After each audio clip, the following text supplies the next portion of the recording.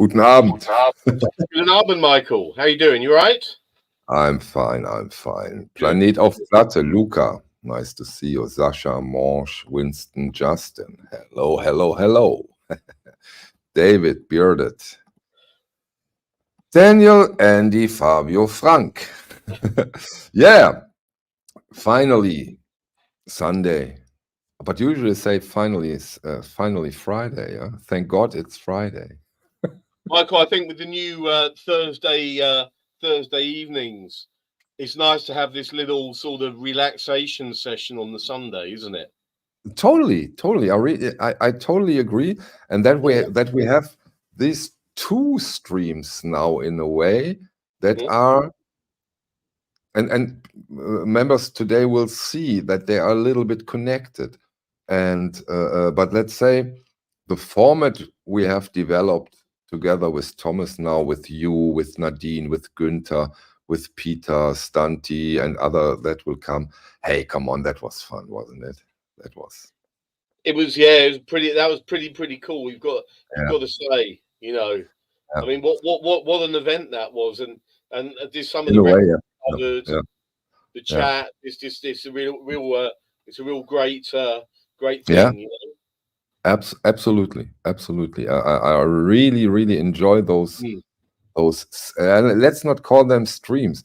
In a way, those are sessions because, we have the music, we have the knowledge, we have the records, and when Thomas starts showing whoop. Oh, then we have the cards, like the deck of cards, don't we? That's really quite something.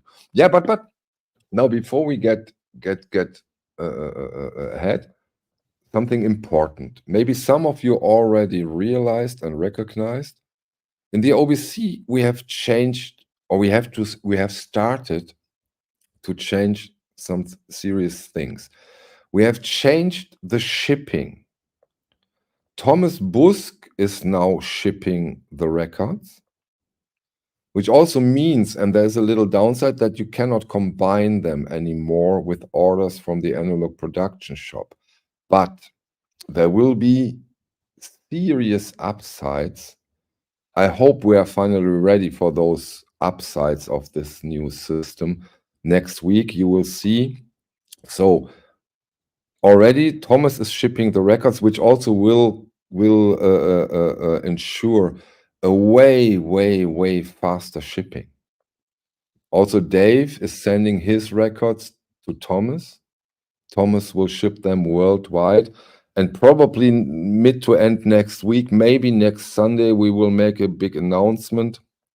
Then we already have the system ready to go in its full glory. Let's call me that this way. So don't be surprised when you get your shipments now from Denmark. And Dave, last Thursday, we talked about one of your favorite artists, or one of your favorite. I'd say one of. I've got a lot of different music I listen to, but for sure, that was an exciting stream to do because obviously I've been a huge collector of Fela Kuti records since I was half the age I am now. Which is and that's the thing with Fela. It takes time and patience to get all those original Nigerian. I mean, if you went to try and get them all now, it'd be impossible. So it's just time, patience, and it's just part of the sort of musical journey. And it was great, obviously during that stream, we covered an awful lot. We're showing records, Thomas was playing some, then he was showing stuff. But I wanted to, and it shows you how prolific an artist he was, because even in that 2.5 hour session, and we did cover some other African material as well, we couldn't cover all of Fela's records, right? It was impossible. Dave, what impresses me very much is that two very serious Fela Kuti collectors for decades showed each other still. So you showed each other's other records you both don't have. Oh yeah, after decades of serious collecting. And that says a lot, right? That's a really good measurement, yeah, Mm. because it shows you that it, you know, even after all that time, there's still things, and it's like, oh look, that's and that's what it's like, because some of these records, and particularly, and again, I know I keep going on about it, but the sleeve condition, yeah. Yeah. So you say sometimes no. You see a Kuti. Well, I mean, well, you say if you haven't got it, then maybe you say yes, but then you have this bad sleeve, and then you know, for example, like Thomas was showing, and he had that best of fellow. He had 2 copies of that, and I looked at them, and I could see that they look better than the one that I've got here. Yeah, so I was thinking, that's Damn quite. it. If he has to, let's talk. Let's talk. A glint in my eye when I saw that, because I was thinking that looks better. I wouldn't mind one of those just to upgrade mine, but see, and now we are in a very, very interesting territory right now. Sometimes you have 2, probably during your collecting phase, you upgrade it. Yeah. And when you now see Thomas, oh, he has 2, and both are a little better than mine.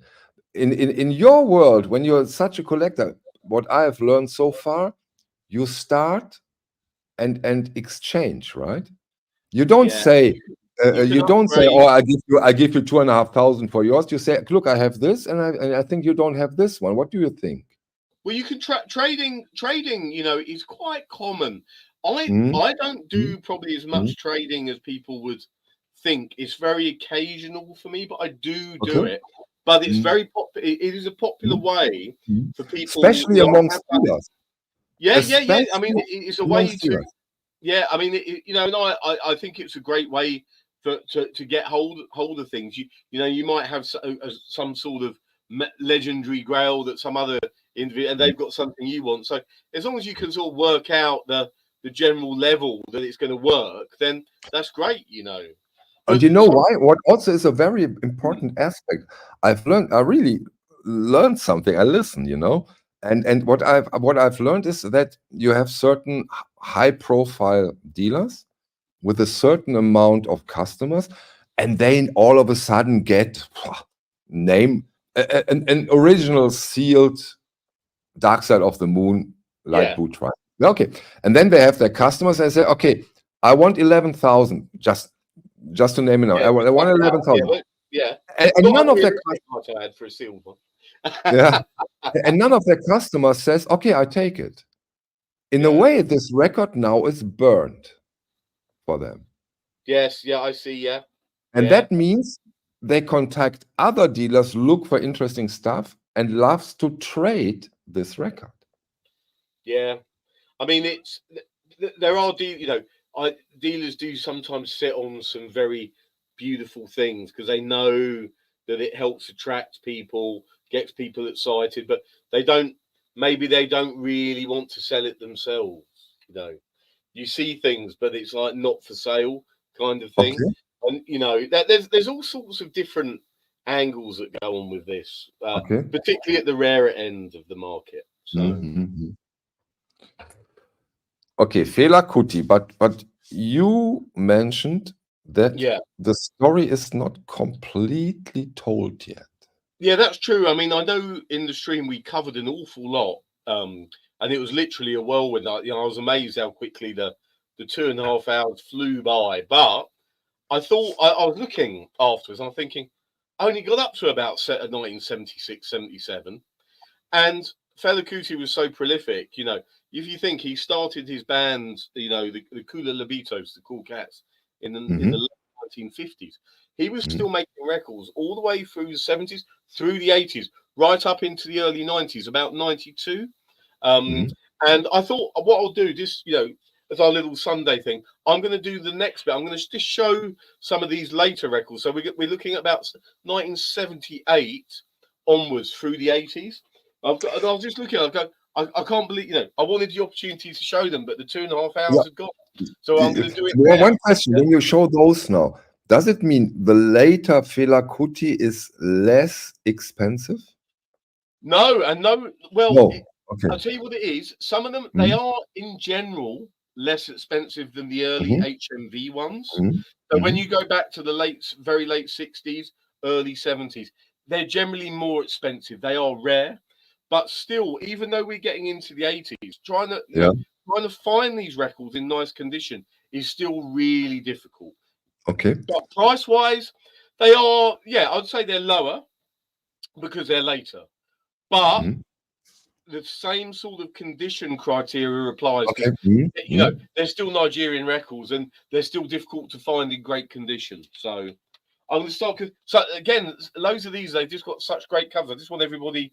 It's like this is a great document of all of it, So if I'm going to take them out their sleeves so you can see them properly. So we've got this one: Sorrow, Tears, and Blood. Right. So this we're going right back now. This will be like this is 77. This album, okay. 77, and it was on fella's own record label, Calacuta Records. I'll show you. Now, there's quite a few on this label, because he was a very sort of fiercely independent person. He did his own thing and did what he wanted to do, and so he had his own record. He even had it early on. He had RK records. He was doing sevens on, even in in the 60s, and you sort of come full circle to the late 70s, and he's got his own label, Calacuta, and this is Calacuta KK001. It was the first one on that label, you see. Okay. Cool. Yeah. In 70. Dave, one other question. Please allow me. Sometimes questions in between. Okay, we have a vast amount of decades he was active. Like we have some of those kind of musicians, of those giants. Yeah. Is there a certain development in the music? For example, like Coltrane got more and more spiritual. Miles Davis went forth and back and forth into hundreds of genres in a way. What is it with Fela Kuti? I'll tell you what it is. You certainly see the more political aspects coming in later. Yeah. You don't see those in the early HMV ones. It's only when you start to get into the sort of mid 70s where you really start to see that coming through properly in the music and in what he's talking about. I mean, the next one I'm going to show is this sort of sums up my point with this. And I know I did show this one briefly in the stream, but it's the one that I told you about, the coffin for head of state, where he delivered his mother got killed. When the Calacuta estate was raided, where he lived, and they basically killed his mother. Yeah, and so what he did, he delivered his mother's coffin, to the head of state, and he documented it in music. You see, that's what he did, and that's what's so brilliant about him, is that the way he did this, this is like his document of what happened, and like a testament to it, and it's so beautiful. It's got the original again, the Nigerian inner sleeve, and again it's on his own record label, so you can see that Calacuta Records. This is 003. So again, is Calacuta a words game between Fela Kuti and Calcutta? No, probably I don't know, but it was the name of his commune. He had a place in Lagos in Nigeria where he had his studio. It's where all the band members lived and their families. It was like a big commune. It was its own state essentially, where Fela was the president of it. And Dave, we have two questions here. One is from Captain Phoenix. How is the quality of the Kuta re-releases from Knitting Factory? Are you aware of them? Yeah, I know. The Knitting Factory are great. I mean, they did comprehensive reissues of nearly all of Fela's albums. Nice. And they did various box sets as well with like 6 discs in each. And I mean, to be honest with you, I haven't heard loads of them, but I have heard some, and they're a great way to get access to his music. Which you won't, trying to dig out all these original Nigerian ones. As I said, look, how many? I'm nearly 30 years down the line, and I'm still missing a couple. So it's one of those things. But it's the Knitting Factory issues. They're accessible. They're not they're not massively expensive. So a great way to get hold of that material. Yeah. The second question is from Daniel, and he wants to know if the records with Ginger Baker are in any way more desirable, or... I'll tell you what, I wouldn't say. I would say they're a bit different because obviously it's Ginger Baker and he's a legendary drummer. You know, Cream. You know, he was one of our best British export drummers. Yeah. So musically, I really like the music on those albums. There's like 3, that feature him, and I just think they're brilliant. And it's of his time when he was over there, and obviously he just totally fell into the whole scene, that whole Afrobeat fella scene, and he just loved it. So he got involved. They're not necessarily more, but what I will say about them, what the big difference is, that those were pressed in the UK on EMI, so they're EMI pressings on Regal Zonophone. So the quality of the recording and everything is really excellent, and also the pressings of the records themselves are of a very, very high standard. They're EMI records, you know, so they're great. Whereas obviously when you're getting Nigerian pressings, it can be a little bit more variable. Yeah, so they're great. They're really great. I really love the EMI ones. In fact, this week, just to let you know, I'm going to be, I'm probably going to put one of those into the OBC shop. Oh, nice. So just to let you know that, because I thought we can't be doing all this fella stuff and then for nothing to at least appear. Yeah, right? you will put some up. I think Thomas will put. That makes. So I'm going to show a few more sleeves. Before you get into them, please, one personal question. Go on. I know how it is with me. That's why I ask. So, Fela Kuti, but you also have been into warp, electronic, classical. Was it a wave back and forth back into Fela Kuti a little away, or was he always music you always listened to, you always collected?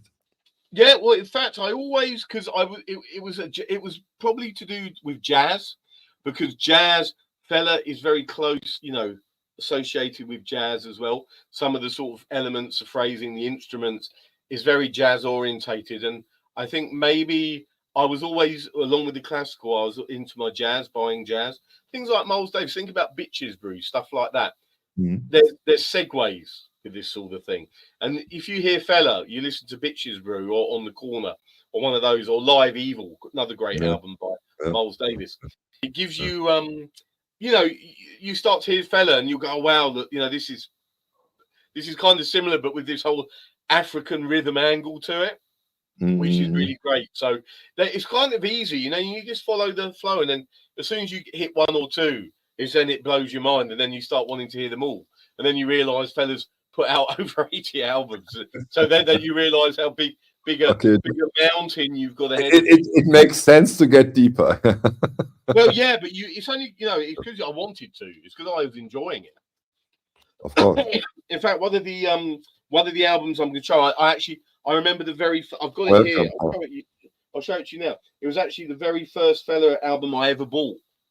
That 30 years ago, and it was this one, Original Sufferhead. Right? See this? Yes, that was I the see first it. one I ever bought. I like. He has some. Those other jackets I love the most when it comes to Fela Kuti. I love those jackets, and of course his usual dress, right? In his James Bond outfit. It's interesting. If you notice here, we've got into the 80s now. So a band named Egypt 80. Now there was some documented issues to do with, because Fela had a huge band and they toured and stuff, and there were, you know, as with a lot of things, there was some money issues. So some of the band members quit, and that was the Africa 70. So he renamed it Egypt 80 with new band members.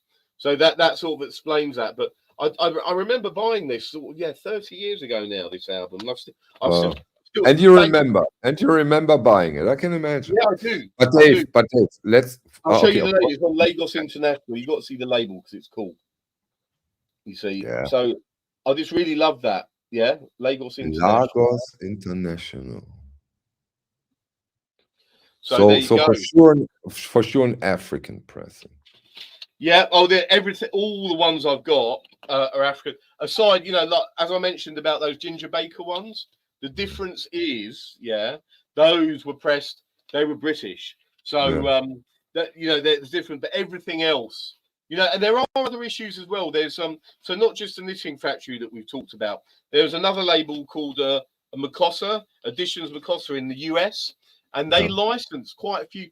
Particularly when you get into the mid 70s onwards, there's actually quite a lot of original issues. The same way that Creole did in the UK. When Fella had started to become really popular, he became very popular in the mid 70s, around the time that Zombie came out. So that was licensed to other places. So the UK, US, and those pressings are very good. Although I know the Makossa ones now, they're starting to. I mean, sometimes you do have to pay out a bit of money for them now, but they're good as well. If you see Editions Makossa, they're really, really cool. I'm going to show you. Let me. I might have to do a bit of a. I might have to do a bit of a Thomas Busk, Just to show but Dave, we have to do a break. We have to go into serious stuff now. Okay, here we go. We've got a lovely. I've had this one before, but I thought I better. It's so good. I actually had a whole case of it. So it's the Verdant Beak Passing Thoughts, which is a lovely little cheeky double IPA. Just a easy 6.9% for a Sunday evening. Nice beers going on here as always. So nice. I just want to say cheers to everyone. Nice to see everybody on Sunday. Cheers. I am on herb liquor. What's that? Herbs. Hundreds of herbs, handcrafted. Oh, handcrafted. Totally addicted. Totally addicted. No alcohol or has it got alcohol? A lot of alcohol in it. That's very good. They do those. There's one. There's a digestive after you have a meal. There's one called Fernet Branca. It's Italian. Fernet Branca, of course. And it's got all these herbs. It's very good for you. It's very good for settling the stomach. Dream on. Right. So I'm going to do a little. I've shown. Monge is on herb too. International Thief. See, the covers on these are just brilliant. So I have to show it again, please. I was too slow. Thank you. Nice, lovely. There we go. Dave, when you have them in your hands, we only can see them from the texture of it. Is it like an old classical sleeve, the thickness, or are they sturdy, not so sturdy? No, I mean they're on quite thin card, and that's the problem with a lot of these African sleeves. They're not on the thickest card. Right? You can see that they're a bit they're thin. So that's another reason that they tended to get damaged so easily. I mean, look, I love that. Look at this at the back of this one. The images on that. It's just so cool. Yeah, really cool sleeve. Suffering and Smiling. This one's called. And again, that's on the coconut label, which I showed before. And you remember this because this is actually the last one on coconut. There you go. Nice. Then I'll flick through some others. I've got like there's probably about 10. And again, it shows you how prolific he was. So Unknown Soldier, VIP. Okay. Moment. What does the VIP stand for? Is it the title? Vagabonds in Power. Okay. See? Yeah. Okay. Nice. Not very important person. Live in Berlin. This is actually Michael. This is actually live in Berlin. Yes, I just said Live in Berlin, Volume 1. So is there a Volume 2, 3, 4? No, there isn't. But he was he had quite a following in Germany. Of course, we Germans know our music. Yeah, and there's actually sort of recorded footage of this concert. So that's something that's definitely worth looking up. Do you know where it took place? The concert? Do you know that? Or I don't know what venue. Okay. I don't know what venue, but yeah, I mean, it was a, you know, I've seen some of the footage of it. I remember seeing it online. I need to go back and have a look again, but it looked like a totally, you can imagine fella with his huge band on stage, and his rhythm section live are unbelievable. They're one of the best. So it just Yep. like literally was the, we need to go and check that out to find out where it was. But yeah, that was the actual. This is the Nigerian LP of that. But So again, this is strange, right? A concert in Berlin put out in Nigeria, yeah. and not But and no German pressing of I it don't. at all. Well, I think there might be a German. See, when we get into this later period, when we get into the 80s, yeah, there are some European issues of stuff. So I think this one there might be a European issue of this album, Yeah. but not with. I'll need to look that up. But yeah, I mean, I just got I just keep as soon as I see a lovely original Nigerian in the sleeve like that as well, I just buy it. I love how you say it. For my German, a lovely original Nigerian inner sleeve. Yes, And exactly. only OBC members are aware of the importance, and we Of all Nigerian agree. inner sleeves. It's unbelievable. Here, Of I'll show course it some is. more. This one's quite easy to get. This is called Black President. It's on Arista, but it's an original issue. Yeah, so this is one that's you're able to get. This was actually, I believe, American, but it's Okay. actually a original. It's got a nice inner sleeve as well. You Sure. can see. But this is actual first edition, but it's on Arista Records. So I'll show you the label. And again, it's one that's maybe a little bit easier to get hold of. So some of the later ones are, it's not like the early HMV ones. They're sort of like Grail material, but some of these later ones you can get access to, So this is another one that I got really early. I think this was the second one that I got. Winston asked if there was a Fehler recorded live in Paris. I think there was, Winston, because again, he was very popular. African music was popular in France as well.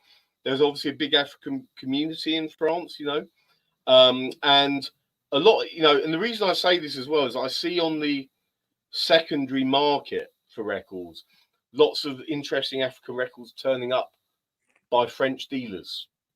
Yes, absolutely. Absolutely. Yeah. And that gives you a bit of a picture about where the records were. You also see that in Den Bosch. You're right. Yeah. Yeah. How was the importance and the role of Fela Kuti outside of Nigeria on the African continent? Oh man, what do you mean? What do you mean? How important he was outside? I mean, he was one of their in Africa. In Africa, was he an African hero or was he in yeah, Nigeria? no, he was definitely. I mean, he stood for the people. The government hated him, but he was exposing their corruption, and in fact, I've got another one here I want to show you, and it's just again, it's like the sort of artwork you get on them.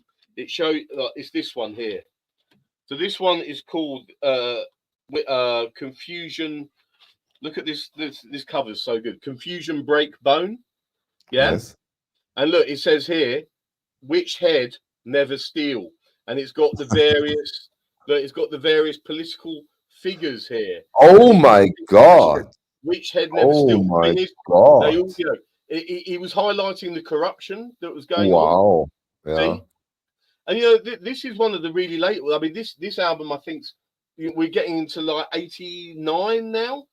Okay. It's really late. It's about 89 or even 90. But it shows you that he was, by this point, he was making it super obvious about what was going on, and he never stopped, right? He never stopped. He did it more and more. He was getting. I mean, in fact, Michael, look, the inner sleeve on this one is brilliant. Look at this. Yeah, wait. For the protection. For the protection of all distributors and the public, please check the record in this sleeve is manufactured by Record Manufacturers of Nigeria Limited. Plot 13, Block A, Acme Road, of the industrial estate. Look, see that's an original again. Wow. Nigerian inner sleeve. You see, I love them. Nice.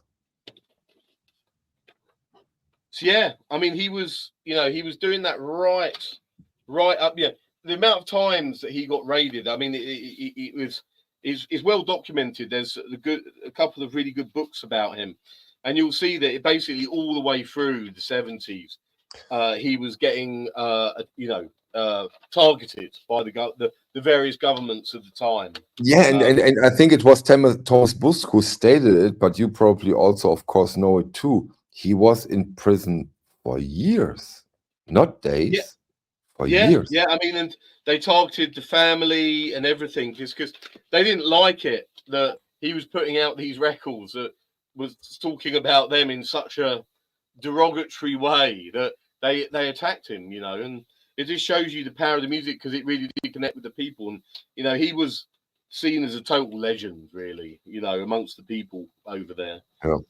In fact, this was I'll show you this one. This one's his very last out. This is from 1992. Yeah, 1992. So called Underground System, and this was pretty much his last direct record that he put out himself. And again, it's on his own label. This one has look. The inner sleeve on this one's like a plastic bag. Yeah. It's like a white plastic bag.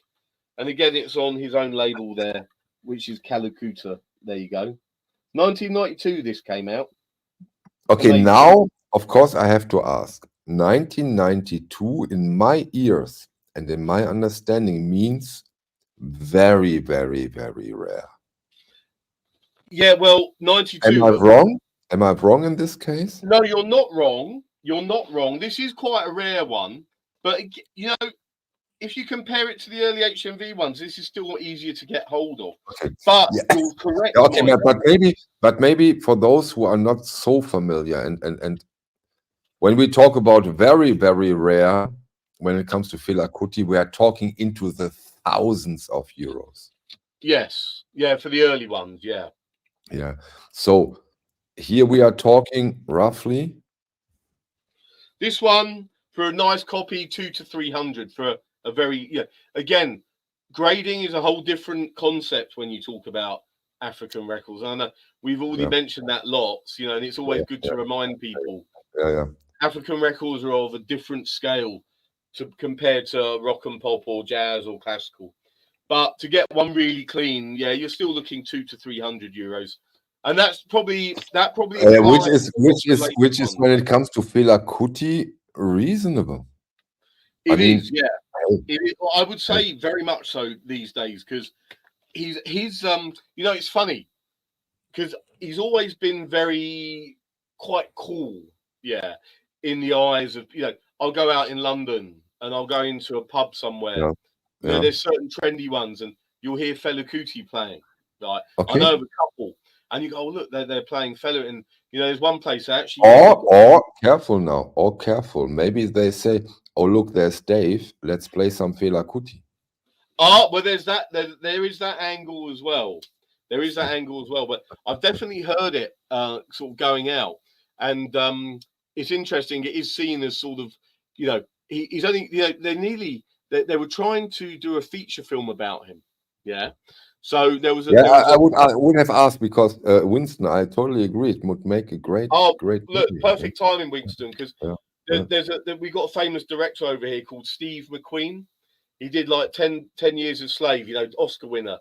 He does very, very impactful films, and he was involved in the project, but for some reason, and I can't, probably funding or something, it stalled. But it's perfect. There's a Broadway musical about him that was done, and again, there's a documentary about that called Finding Fela, which you can find online. But there was going to be, he's crying out for a feature film, and it will happen. I totally agree. I totally agree. Yeah, he's totally crying out for his story to be told. And to be honest with you, when that happens, exactly. It'll happen, and when it happens. Good luck for those who are looking for Fela Kuti copies. Yeah, because it will just go. It's the same with all these sort of things. Once Even I remember. even with Elvis, when the Oh movie yeah. came out, it helped the Elvis prices finally, because the Elvis records, at least most of them, they only knew one direction. Elvis records were super cheap, you know, and even the really nice ones, like Yeah. I think about the, you know, in the UK they put out on HMV Rock and Roll Yeah. Volume 1 and Volume 2. You know, they were kind of accessible for something that was extremely rare, really. And then as soon as the Elvis film comes out, everybody wants to buy Elvis records, so the price went right up. But they will go down again, I'm quite sure. Yeah, yeah. You know, these things, I think they kind of spikes happen, you know, generally. And again, I know we've talked about this in the streams before. Do you remember, you know, when the specials, was it Tony Hall? What was his name? Is it Tony Hall? Yeah, died. And he suddenly specials records are 2 to 3 times the price. And I remember as well, many years ago, I remember when Michael Jackson died. Yeah, suddenly records that were 5 or 10. You know, they were on eBay, they were going for 200 or 300 just for a very short, you know, maybe a week to 2 weeks. It just went crazy. Yeah. So why didn't you say mental? In those cases, you always say mental. Well, it did mental prices. Mental. Terry Hall. Thank you, Justin. So I had Tony Hall, but Tony Hall is was the manager of Black Sabbath, but also the producer of many good British jazz records. You see, he's on the back of 10. So Tony Hall, but yeah, Terry Hall. There we are. I wish you good luck, Marco. I hope you get a very decent and great copy. Wow. Well, I mean, if that is original, I'd be very careful to check whether it's an original coffin for Head of State, though. And if someone is saying sealed or near mint, I'll tell you something, I don't believe it. Marco, keep us updated. Yeah, do. Please keep us updated, Marco, on this. That's a good price if it is what it says it is, but you have to be careful that it's not someone's bought a reissue thinking it's the original because it's sealed, you know. So it's kind of with these records, finding a sealed. In fact, I'll tell you what, something to give Marco some hope. Yeah, I do have here. I've got 2 copies of this. There's one here, and I don't think I showed this. Here we go. It's a mid-70s album called Confusion on EMI. Yeah, and it's on the original EMI Nigeria label, like this. But I've got 2 of these. Yeah, so that's what the label looks like. Yeah. So original EMI Nigeria, and I've also got another one, and this one's sealed in shrink wrap, and it's got an importer sticker on it as well. Gem Records in the corner here. And yeah, but Dave, this is okay. You don't talk about the outer sleeve right now. Okay. No, look, there. Okay. So this is a sealed one. Now, I've had this for 20 years and I've never opened it. Okay. Now, I don't, you know, I question whether, well, there's certain things that will make me think that this is a genuine original one. Because, for example, like the later reissues, they tend to have a barcode on the back, whereas originals don't. Yeah. So that's actually a good thing for Marco, maybe, just to check, maybe get some pictures sent, see if there's a barcode on it. Yeah, because then you'll know whether it's a later issue. He even bought it in Germany, Dave. Man, hey, we will see. Keep us updated. That might be interesting. Really I'll tell you something. Another little tip as well is that when Nigerian records turn up in European countries, they tend to be in better condition. Yeah. You know, I've bought them over here, or like in Germany or Austria or France or wherever, and they tend to be looked after better than if you try to source them direct, because there's people that source them directly from Nigeria, from Lagos. They've got connections over there. But if they were ones that were imported over here at the time, they've been better looked after. Yeah, of course. And just Dave, think about just think about the conditions they have to store them in Nigeria or France or Britain or Germany. It's a completely different It's ball usually, game. it's usually different environments, both in Yeah, terms of temperature, exactly, humidity. Humidity exactly, exactly. destroys sleeves, right? Yeah, yeah. So again, I mean, that's a reason why you see you get a lot of these, and the sleeves are all really tatty around the edges. Yeah. So we're all going to be excited to find out what happens for Marco. I think it's good that this is like a sort of an extension of the 2.5. So we're gonna have like sort of 3.5 hours of Fella. I mean, Yeah, and you know, when I listened to this Fela Kuti records Thomas put up on the turntable, I was yeah, so aware and so sure. Yeah, Nadine will love it. Of course, it's so funky. It's so groovy. Of course, you like it. It's amazing. in fact, But yeah, it I'll also, but it go on. also has a certain toughness and grittiness I really, really enjoyed. You know what I Yeah, mean? it's Very exactly. harsh, very tough. It's got a very tough rhythm section. Mhm. It's very repetitive, but changes Yeah. over. Yeah, changes, and that's always been the sort of real signature, I guess, of his sort of style of sound that you can hear in the early ones as well. And I love that. And he just progressed that sound more and more. Look who we have here, Dave. Oh, there's Thomas. Thomas, the man. How are you, Thomas? Good to see you. So I'll show this one as well. Now, this Yeah, is again look. He worked with Roy Ayers. So this one, Music of Many Colors. Yeah. So this yeah. is on Phono Disc Nigeria. So again, an original Nigerian pressing, but I quite like this because obviously Roy Ayers is well known artist. You know, played all over the world. Lots of great records. But And so look what show the back again, please, and the top of the rack. I find that quite interesting.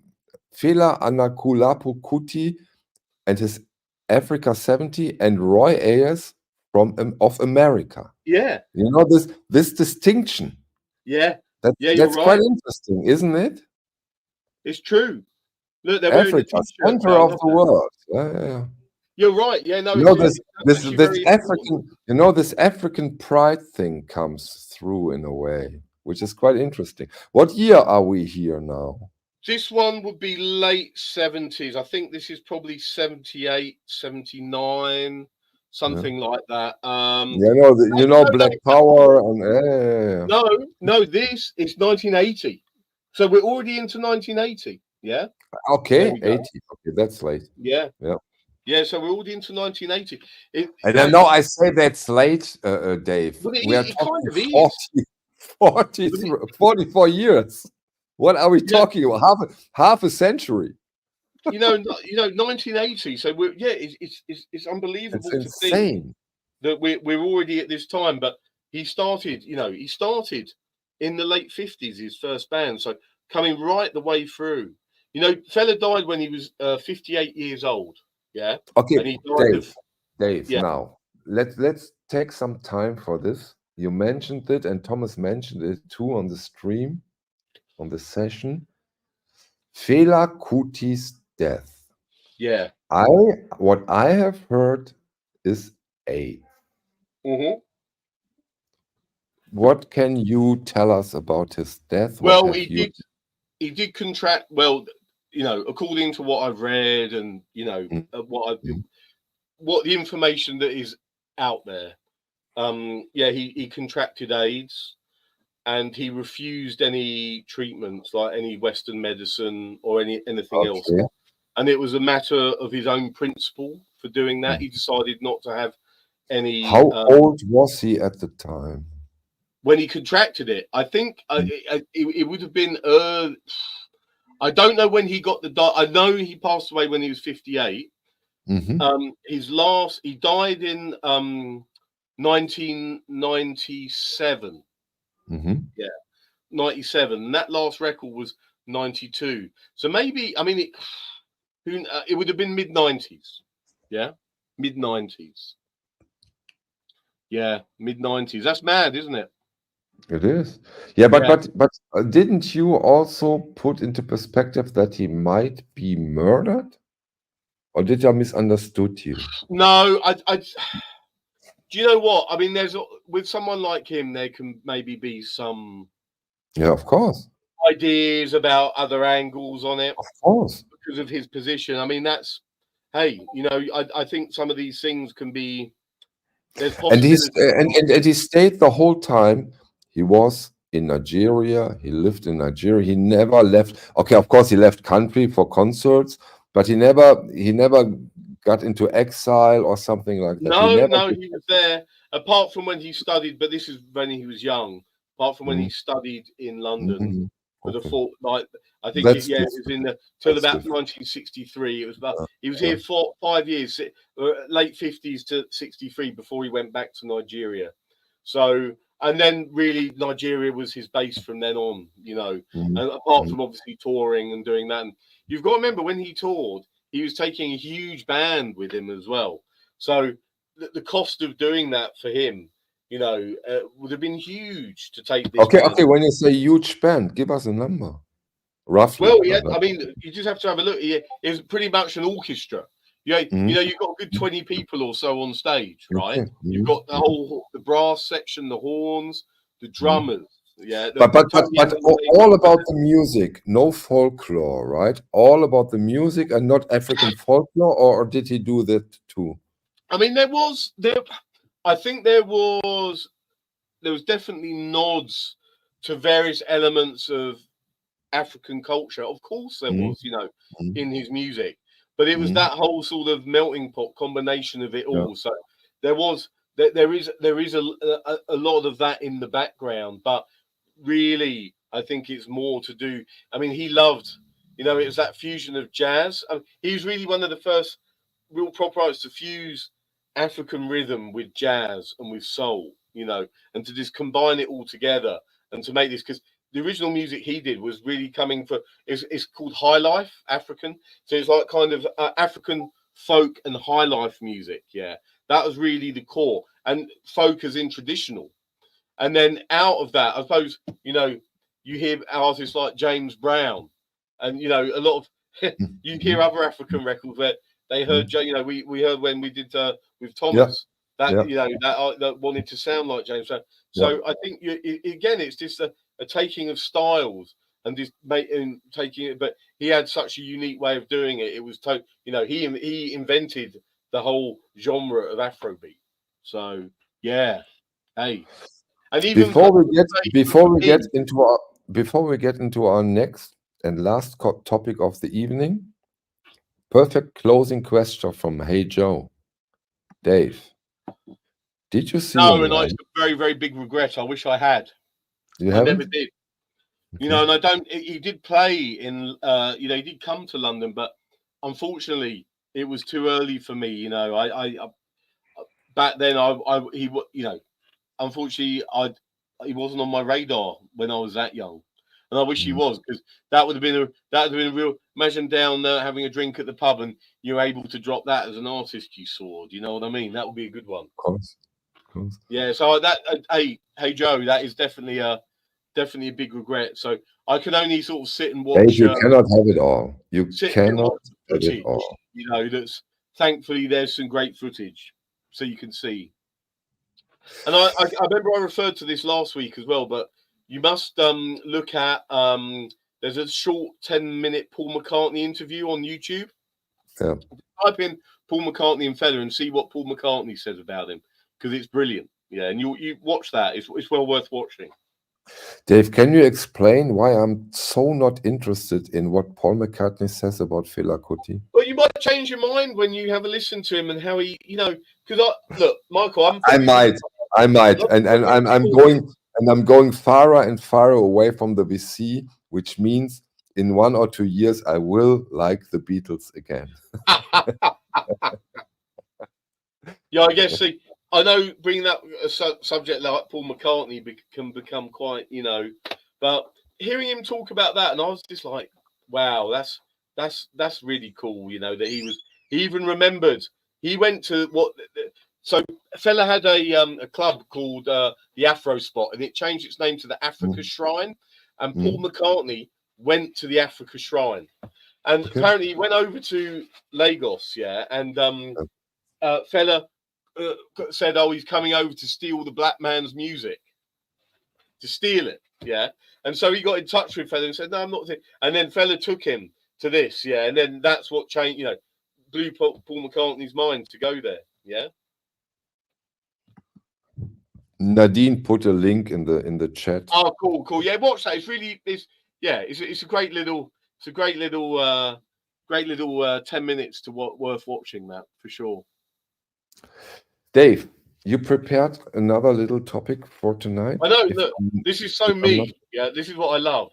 We're going from Fella to just a very. I'm going to do like a sort of 10 minutes. Yeah, on classical test pressings. Yeah. So we're So going. they also did it in those early days with those damn test pressings. Well, again, I kind of keep thinking, like in my head, I go, I haven't put enough classical up.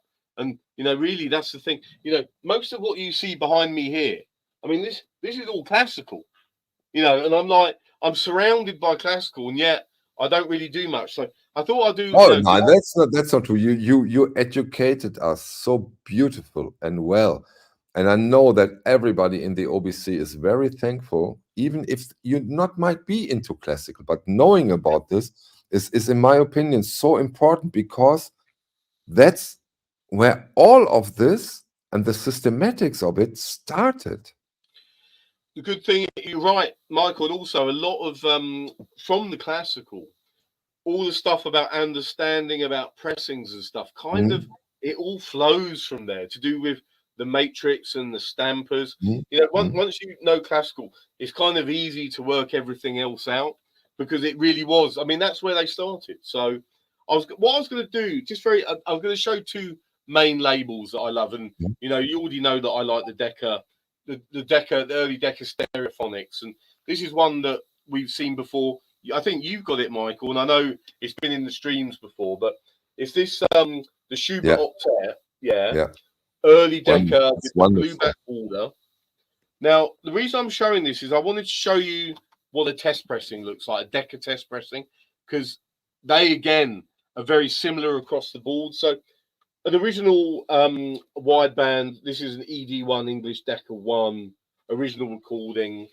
So you have the original recording in the top, if you're there, the top at the 10 o'clock position, and then the wide silver band and the groove going around the label. And that's the characteristic for a first edition of that.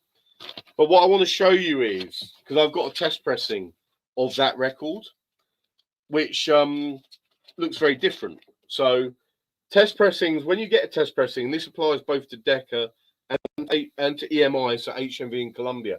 They tended to come in mono sleeves. So although it's a stereo test pressing, it actually comes in the mono sleeve. Okay. You can see this is a mono of that record, same cover artwork.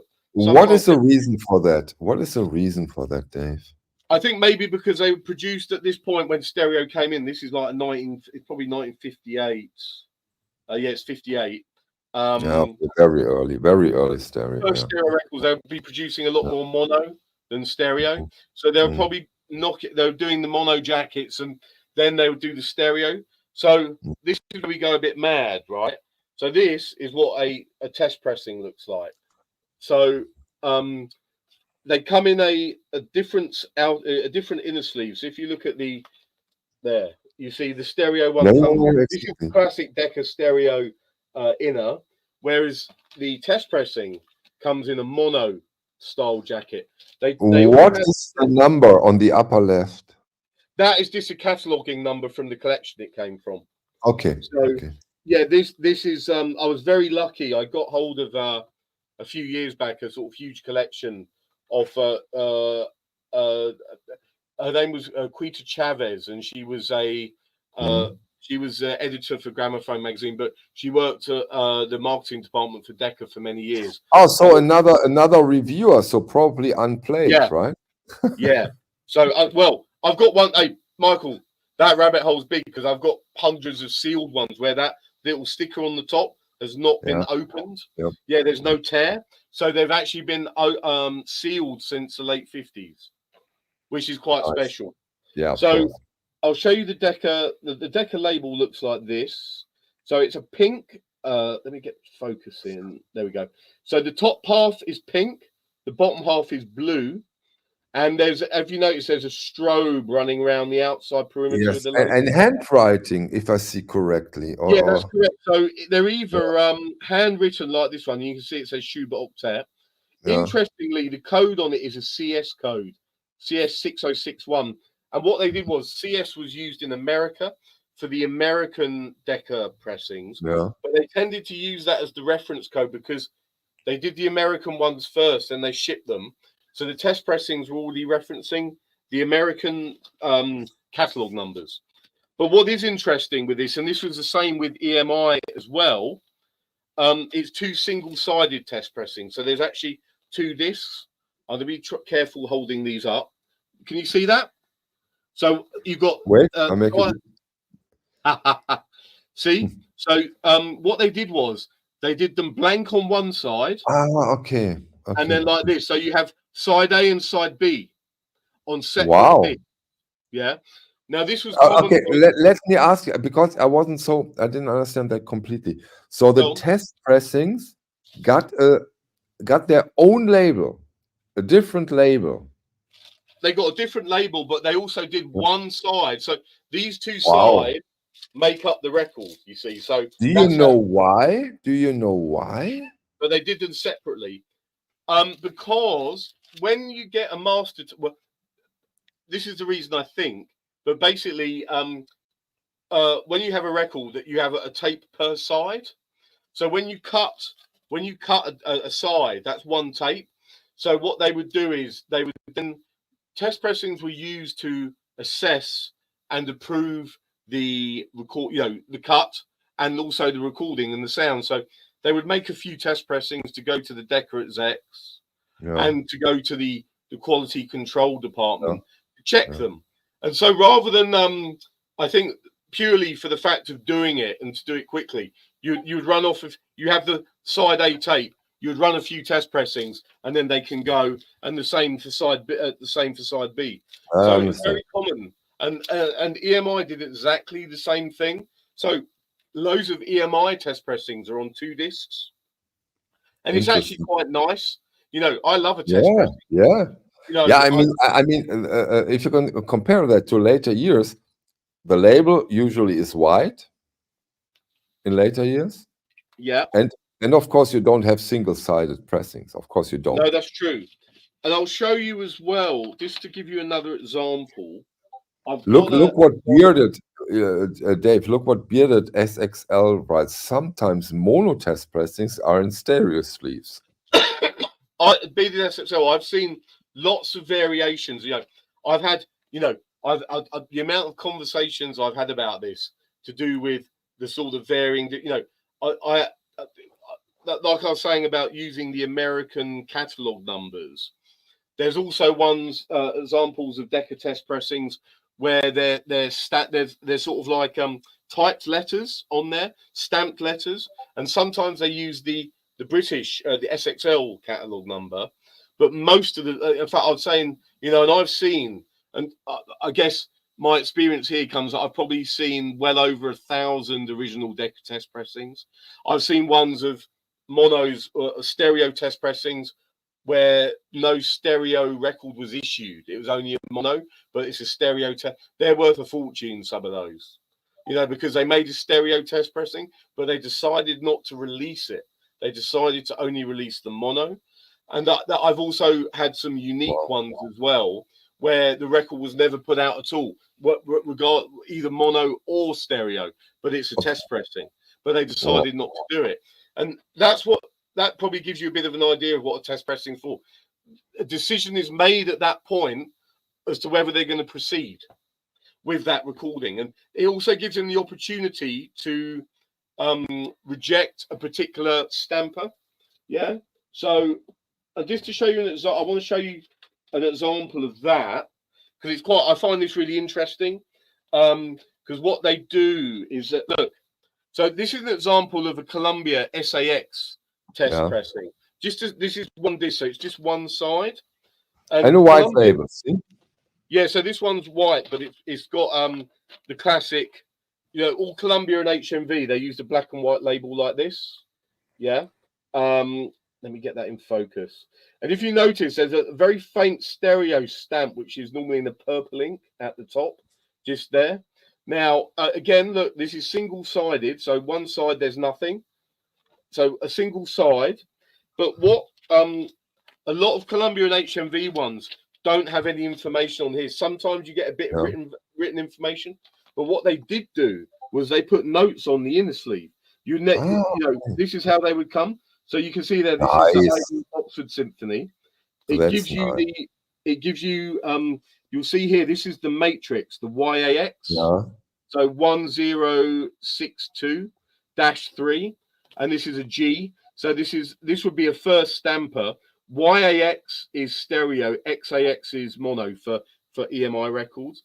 But even more interesting, Michael, if you come over this side, if you read there, look, rejected pressing.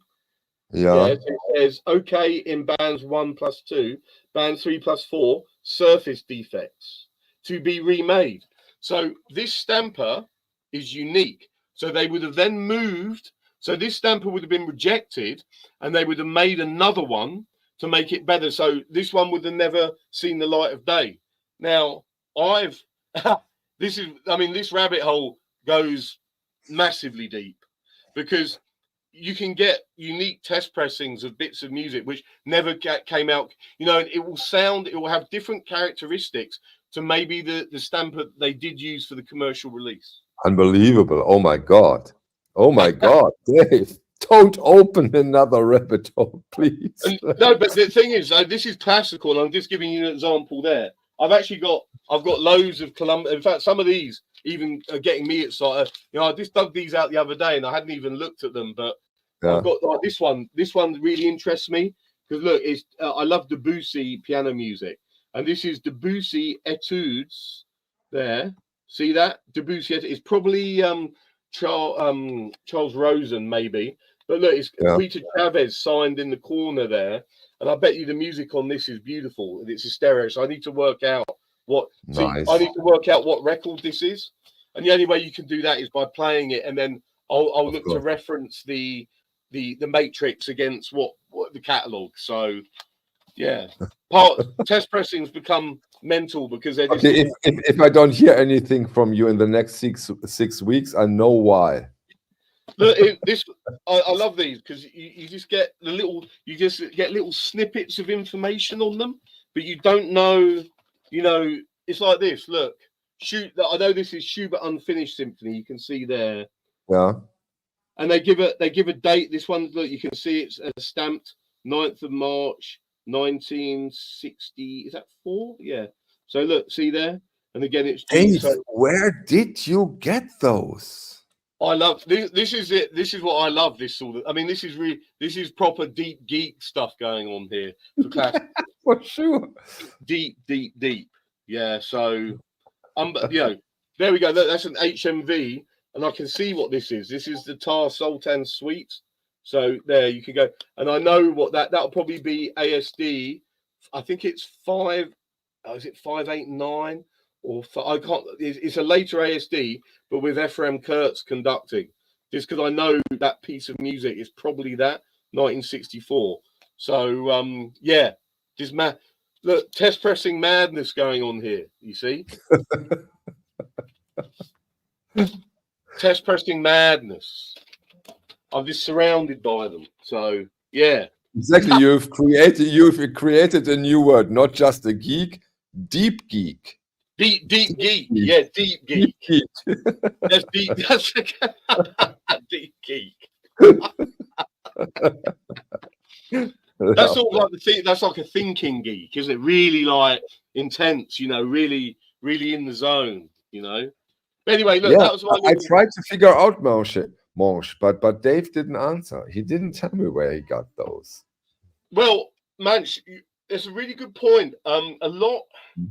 So, in my experience of certainly classical test presses, I have seen some rock and pop ones as well. In fact, at a recent fair I was at, someone had a test pressing of the very first David Bowie album, again on Decca. So, showing you that pink and blue test pressing label. That's the same for Decca rock and pop. So Okay. that first David Bowie album has that label, Yeah. but it's David Bowie. And the same for if you saw Rolling Stones, it would have that label. So as soon as you understand about that classical, it's just really easy when you see a rock, you can immediately tell what it is. And to do with where the stampers are in the range and everything. But going back to the question, they turned up in collection. I've seen test pressings turn up in batches where maybe the grandfather in a family was an ex-employee of Decca or EMI that worked there. Sometimes you're right. Sometimes this stuff would even get trashed. You know, I've picked I picked test pressings up. I remember when I went to the Edward Green, huge 40,000 records in the basement, and there were test pressings on the floor, just ran, no information, just everywhere, covered in dust. Yeah, covered. So it's kind of, and a lot of them, you're lucky if you get a sleeve because a lot of them just come like this. If you're lucky, you also have a sleeve as well. But there were piles and piles without, and that's just a world of research to go in. You've got to go deep geek to work out what's what. Deep geek. Question of the evening to close the show. If you haven't any more, I don't even want to think about that, mate. Because although you're right, I remember once. So there's a great Fela Kuti album, Gentleman. It's one of his best, and I remember seeing a test pressing of that. I think it was on eBay years ago, of that EMI album, and I was thinking, I bet that sounds good. Because the other thing, just my little final bit of information for the evening. The reason I like a test pressing is a test pressing will be the first interpretation, the closest to the master tape, because when you cut a lacquer and you make the first stamper, those first records that you put as a test pressing will be the closest you get to that tape. Because after that, when you start, and I'm not talking about the first few stampers, but for a big where there's hundreds of say something like Dark Side of the Moon, the quality goes down as you get further down, right? Because there's only you keep growing mothers from the lacquer, and slowly the information will deteriorate. But those very first ones are the sort of closest to what the original master tape would have been. So I do like a test pressing for that reason. Dave, that was amazing again. Thank you so much. I mean, who on earth in their right mind does loads of Fela and then does loads of classical? It's nobody. Test pressings at that, Do we see you again this week when we do our musical session? Yeah, I might be around Thursday. I feel the COVID's kind of left me now. I've still got a little bit of a throat, but I reckon I will be on Thursday. Yeah. So, and I enjoy that so much anyway. So yeah. Thank you so much, Dave. See you midweek, I hope. Right. Lovely to see you all. Thanks for joining and thanks for listening. Bye. Bye.